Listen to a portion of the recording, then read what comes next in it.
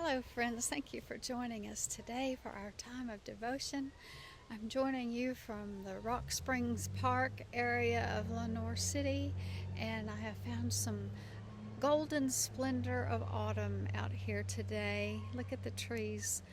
Aren't they pretty? Still a lot of green leaves, but the leaves are turning golden. So I hope you're having a good day wherever you are. I pray you are at peace. Some days it's not easy to feel at peace when we know that our neighbors are suffering. And so I want to thank our church congregation and those of you beyond in our Facebook community and in the greater Holston Conference area and all who are giving to food pantries right now and who are supporting our air traffic controllers and federal workers. So we're just all pulling together. So in the midst of sadness and suffering and uncertainty, I'm rejoicing by seeing so many generous people and generous congregations and faith groups, I'm sure synagogues and other faith groups, community organizations all pulling together.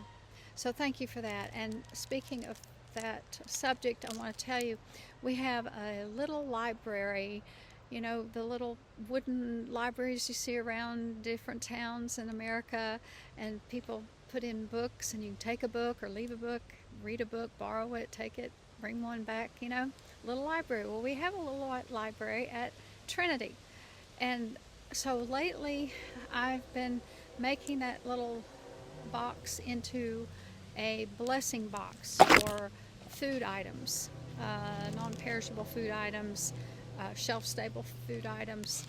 If you want to help us bring in small items, the blessing box is not very large, but you know, small cans of soup or vegetables or fruits, small individually wrapped items like granola bars or fruit bars, maybe even chips, peanut butter crackers, cheese crackers, items like that would be nice, or even hygiene items, and we'll place those in our blessing box, the little library. Okay, a lot of churches and organizations are doing that right now, and I'm so grateful. We invite you to give through our church to the Good Samaritans Center's Thanksgiving basket program, and that's a great ministry Trinity has supported for many years to provide a good Thanksgiving meal to our neighbors, and we're looking for volunteer workers to help us to distribute the baskets from the center. It's just 2 blocks over from our church. If you can help us early one morning in the next week or two, that would be fabulous. I plan to go a couple of mornings myself, and Jane Whitaker is our church member who serves on that board. I'm sure she'll also be glad to help you get scheduled for a time, or you can make a contribution. There are a lot of ways to give right now through our mattress ministry, the Thanksgiving baskets, of course the Wesley House food pantry ministry continues throughout the year. Every week we're giving to Wesley House, and I thank you for your donations. There are just so many ways we can help, and a lot of people give clothing and furniture and household items to the Good Neighbor Ministry. It's also a wonderful agency in Lenoir City for Loudoun County. It's Native American Heritage Month in the United Methodist Church, and maybe that's a national emphasis as well this month in November. And being out in the beauty of the woods reminds us so much of how our Native brothers and sisters really do seem to honor the work of the Creator and all the benefits we gain from God's good creation. And so being here in this beauty and the natural beauty with the wind blowing, the gentle breeze, just means so much to refresh our spirits. So I hope you're enjoying some beauty somewhere. Maybe you saw the beaver moon last night. There's always beauty somewhere. Look, because God is beauty. God walks in beauty and calls us to walk in beauty. And so we find these places, these ways of connecting with God, our Creator, and you'll find renewal there.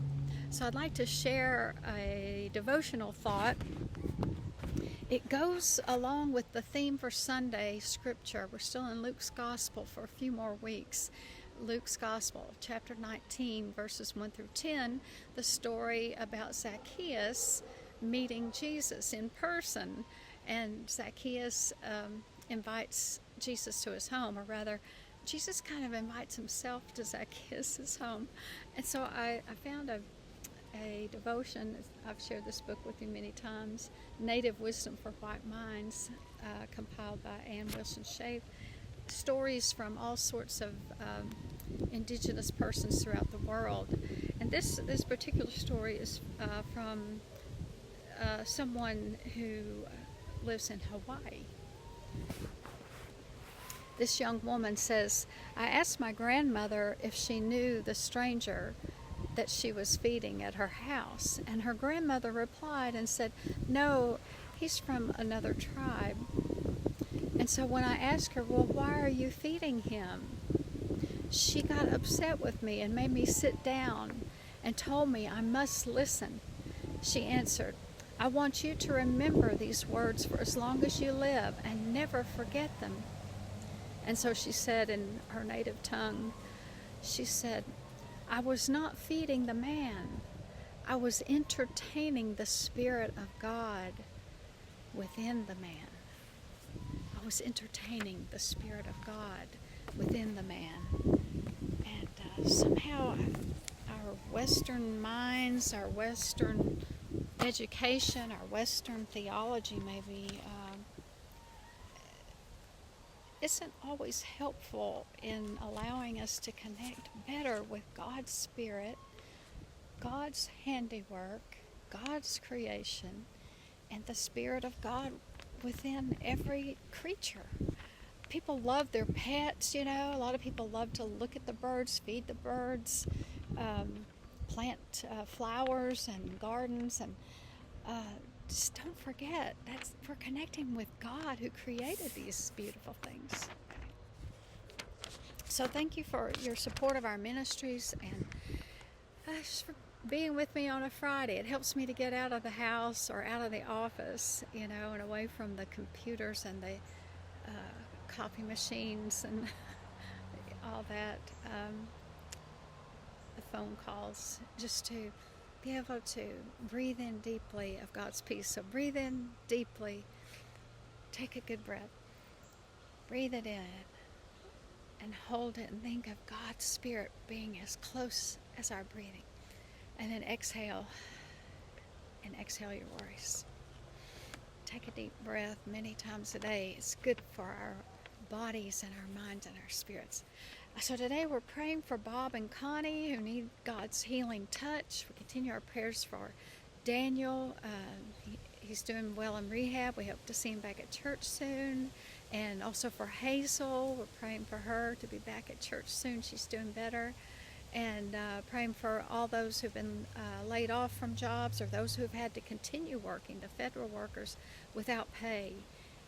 And we just pray for God's justice to be done, and for lawmakers to turn their hearts and minds to the Lord for God's great plan of equity and abundance and peace and harmony and justice for all people.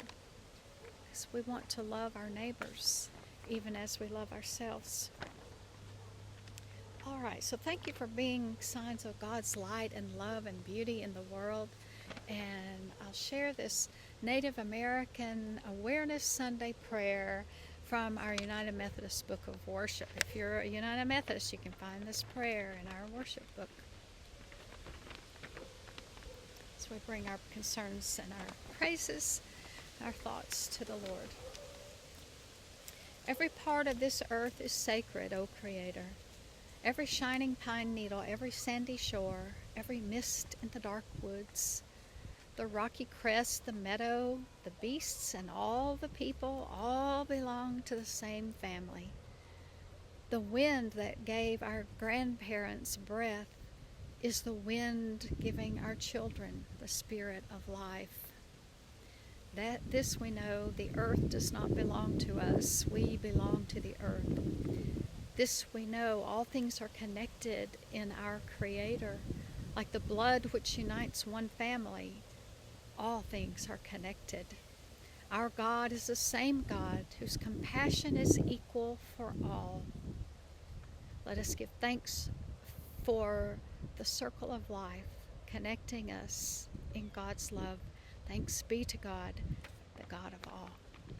So have a good day, and thanks again for joining us, and thanks for partnering with us on these food ministries and justice ministries, and continuing to be symbols of God's peace and light and love and joy wherever you can go. So go in peace to love and serve the Lord, and may the love and peace of God be with you always.